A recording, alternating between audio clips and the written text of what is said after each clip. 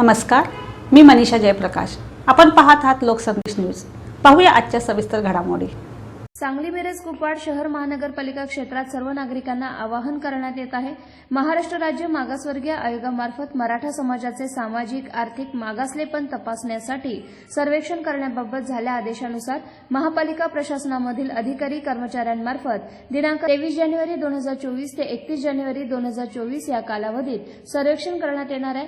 सांगली मिरज कुपवाड महापालिका प्रशासनाने सदर सर्वेक्षणासाठी प्रगणक 630 तर पर्यवेक्षक 37 ची नेमणूक केली आहे। आज विष्णुदास भावे नाट्यगृहामध्ये प्रशिक्षण पार पाडण्यात आले। उपायुक्त राहुल रोकडे, पंडित पाटील यांच्यासह सिस्टीम मॅनेजर नकुल जकाते यांनी प्रशिक्षण दिले असून सर्व प्रगणक आणि पर्यवेक्षक यांची उपस्थिती होती। प्रशासन अधिकारी आस्थापना विनायक शिंदे, प्रशासकीय अधिकारी अशोक माणकापुरे यांनी प्रशिक्षणाचे चांगले नियोजन केले होते। सदरच्या सर्वेक्षण दरम्यान नियुक्ती केलेले अधिकारी कर्मचारी घरोघरी जाऊन कुटुंबाची माहिती घेणार आहेत।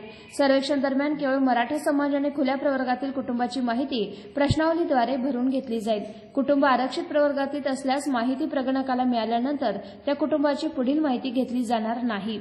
सर्वेक्षणाचा कालावधी कमी असल्याने प्रगणक सकाळी लवकर अथवा संध्याकाळी उशिरापर्यंत सर्वेक्षणासाठी येऊ शकतात। तरी नागरिकांना सर्वेक्षण कामी येणाऱ्या पर्यवेक्षक आणि प्रगणक यांना आवश्यक ती माहिती देऊन सहकार्य करण्याचे आवाहन नोडल अधिकारी तथा प्रशासक सुनील पवार यांनी केले आहे।